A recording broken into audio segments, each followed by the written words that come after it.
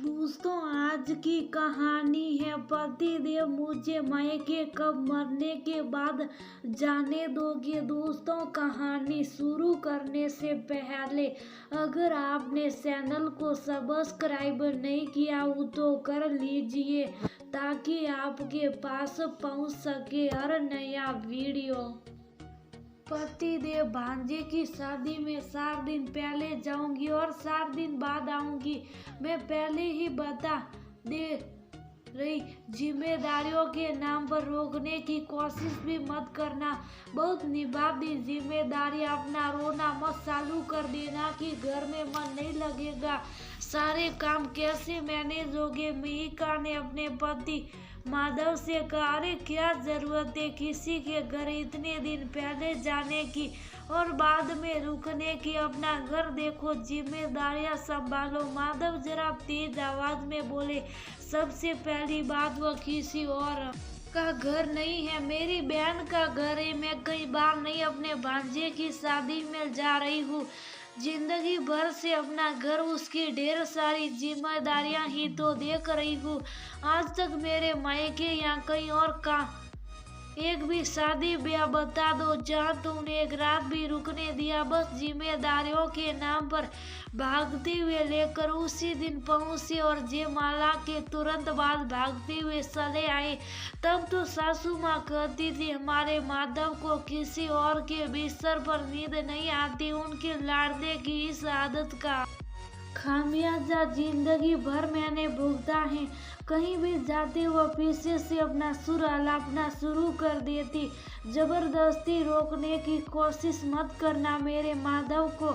उसे कभी किसी और के बिस्तर पर नींद नहीं आती, उसकी तबीयत बिगड़ जाती है।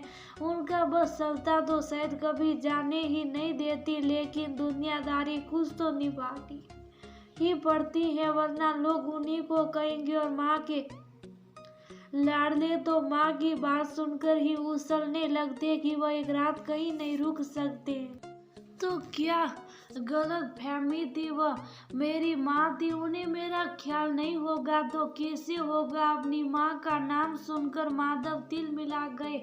माँ थी तो बेटे की ऐसी आदत क्यों बढ़ावा दिया जिसकी वजह से हमेशा मुझे दिक्कत झेलनी पड़ी। आज तक मैंने अपने परिवार का एक भी शादी ब्याह या कोई भी फंक्शन सही से अटेंड नहीं किया। हमेशा घर की जिम्मेदारियों का वास्ता देकर रोक लिया जाता। जब शादी होकर आई तो बड़ी जिम्मेदारियां। शुरू में कहा जाता जिम्मेदारियों को उठाना सीखो, जब सीख गई तो कहा जाता तुम्हारी जिम्मेदारी तुम संभालो, तुम चली जाओगी तो ये जिम्मेदारियां कौन संभालेगा। हमेशा जिम्मेदारियों के नाम पर चला गया। जब बच्चे होने को हुए तो उस समय इतनी पाबंदियां थी कि पूरे 9 महीने घर के बाहर झांकने भी नहीं देते। जब तक बच्चे छोटे थे तो घर से बाहर नहीं जा सकते। जब बड़े हुए तो उनकी पढ़ाई लिखाई परीक्षाएं उनका वास्ता दे दिया जाता।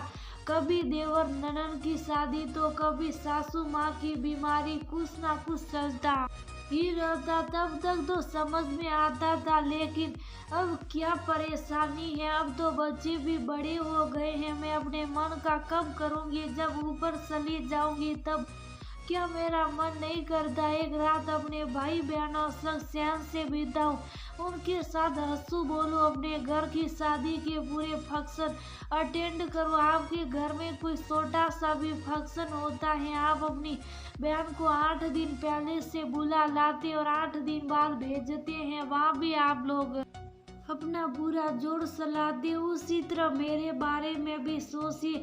अब क्या 5-6 दिन खुद मैनेज नहीं कर सकते। जिस दिन में नहीं रहेगी तब क्या करेंगे। कहते हुए मिहिका रोने लगी। अरे अरे, इतनी बड़ी बात मत कहो, हमें छोड़कर जाने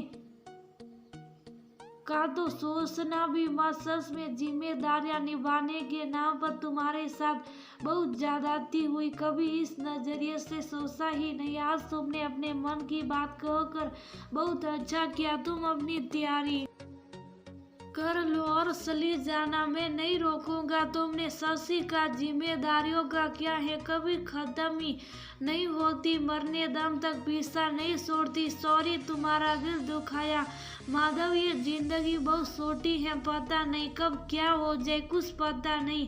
अब जिम्मेदारियां बहुत निभा ली, कुछ अपने मन की भी कर ले, वरना एक दिन अफसोस ही रह जाएगा। नए साल से उम्मीद करती हूँ आइदा आप मुझे आने जाने से नहीं रोकेंगे। अरे बिल्कुल नहीं, इस बार मैं भी चल रहा हूँ तुम्हारे साथ, जब तक मैं नहीं जाऊंगा तो हमारे बच्चों के शादी ब्याह में कौन आएगा। और शादी ब्याह का आनंद तो परिवार के साथ ही आता है। माधव की बात मानकर मिही का खुशी खुशी तैयारियां करने लगी।